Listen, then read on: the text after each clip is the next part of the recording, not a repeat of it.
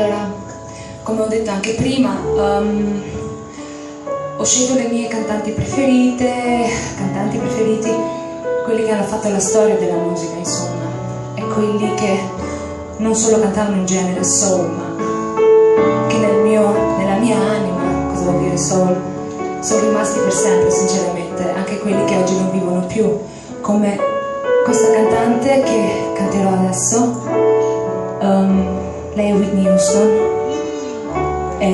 Io canto un pezzo suo, però con molta umiltà, sinceramente. Sei bravissima!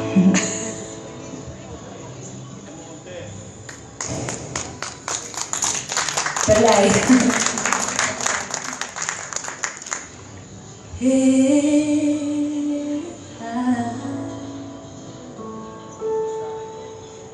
Should stay, I would only be in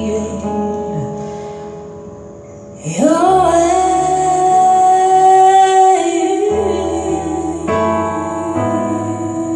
So I'll go, but I know I'll think of you every step of the way.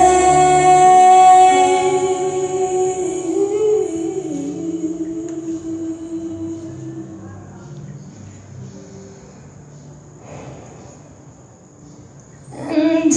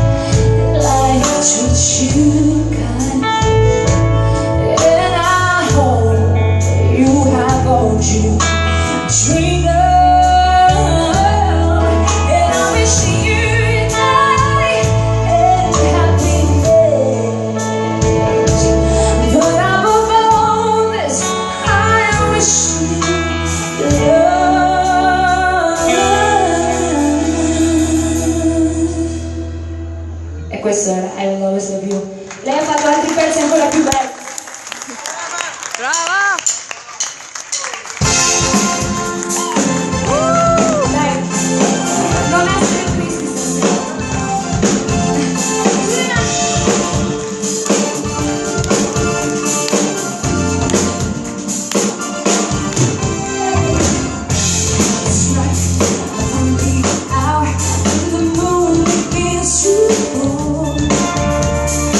Sooner or later, the meaning starts.